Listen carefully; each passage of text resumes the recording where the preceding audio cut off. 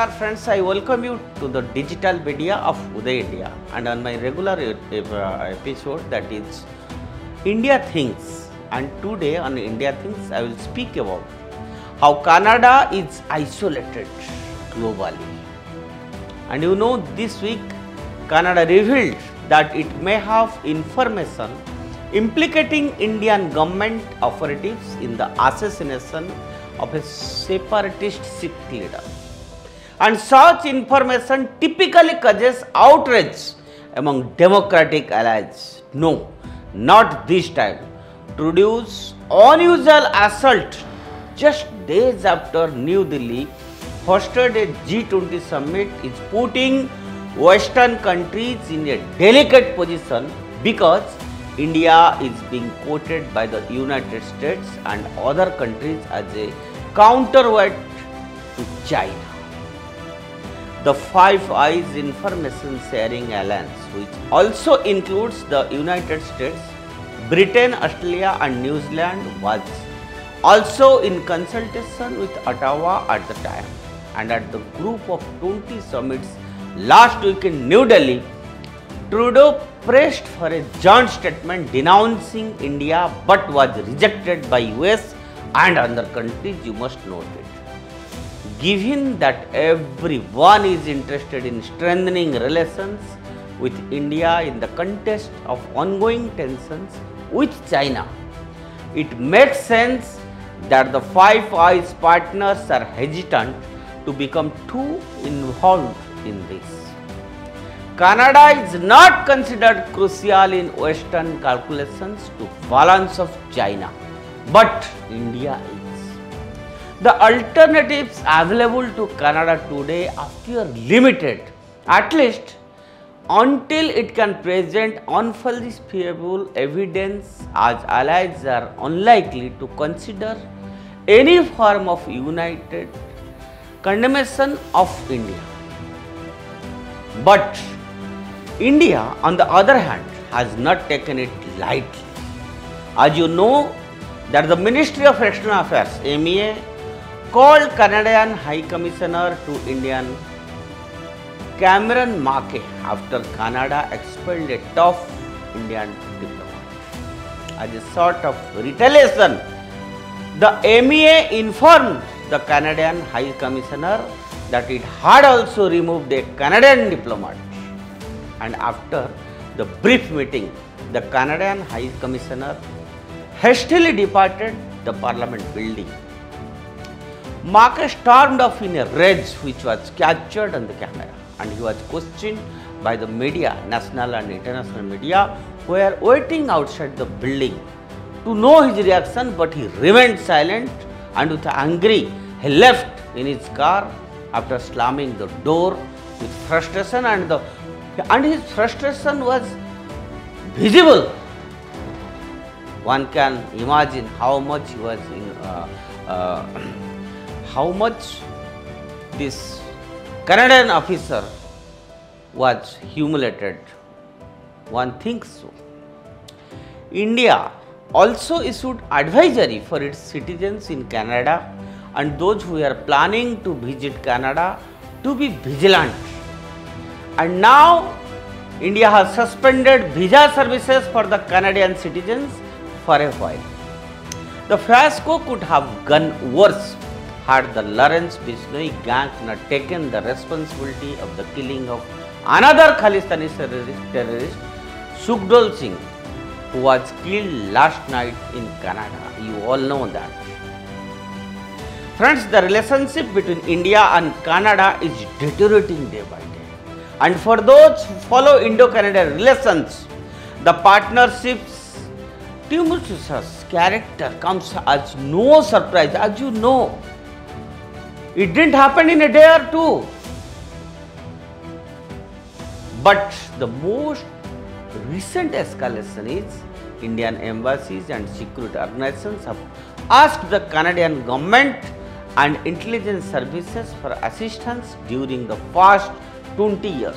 And it is well known to both sides that Western countries, especially Canada, serve as safe haven for the Khalistani terrorists who carry out targeted assassinations on Indian and Canadian soil. The Indian homeland of Sikh is largely hostile to Khalistani separatism. Yet in Canada, referendums calling for the creation of a separate state of Khalistan from the Indian state are frequently held with political support. Friends, this is just the most recent in the long lines of anti-Indian activities under Prime Minister Trudeau. And by declining to defend the minimum support price MSP for Indian farmers at the WTO, while endorsing the demonstrations against farm law changes in India that would have really ended MSP, he contradicted himself, and he constantly believed that dressing of for Baisakhi and doing Bhangra that has served him well in Canada would be sufficient for India.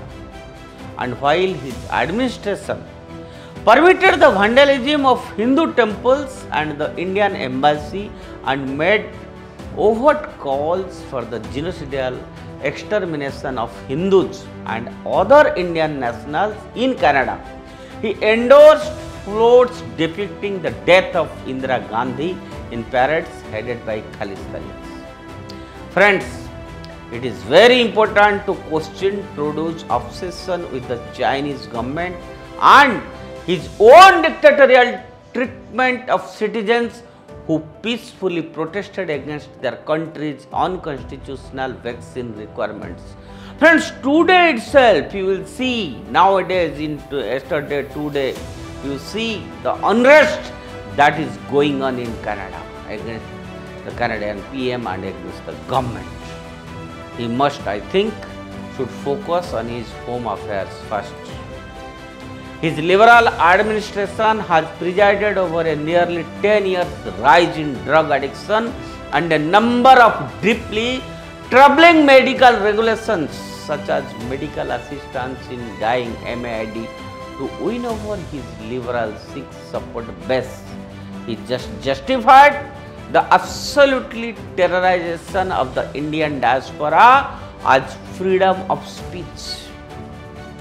Everybody in the world knows why the Canadian PM is behaving like this and why the Canadian PM is supporting Khalistanis.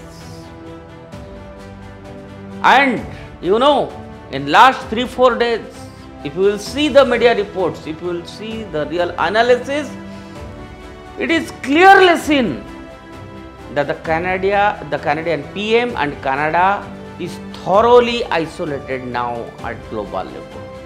And this is just another instance of democracy being only a slogan for Prime Minister Trudeau. Silence! No more silence! No more silence! No more silence! No more silence! Leave the kids alone! No more silence! No more silence! No more silence! No more silence! No more silence!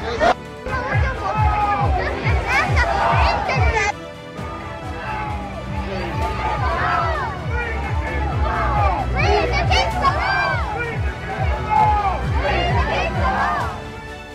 A day after making an incendiary accusation against India, the Indian government's recent moves against Canada prompted Prime Minister Trudeau to take more accommodative stance. You have seen day before yesterday how he changed his reactions. In the morning he was so strong and in the evening his statements were mild.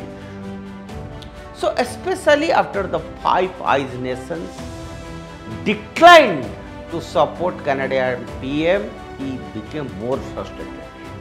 And you know, the Indian government must use this controversy to emphasize how seriously it takes the problem of Khalistani radicalization, which is pervasive in the US, Canada, Germany and United Kingdom.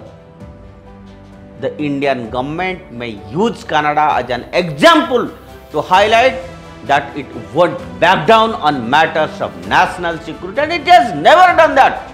And that it won't give out pressure from the West. It is written in the world. Friends, I must tell you, it is not that India, it is new India, and Bharat is changed now, and the whole world is witnessing India is one, India is strong, and India will never compromise with its image, or India will never succumb to pressure. Whether it is Canada or it may be in any country, days are gone. Whatever it may come, it is the present government's decision and motive and diplomacy that India will never compromise. That's all for today. Stay tuned with Uday India. Bande Mataram.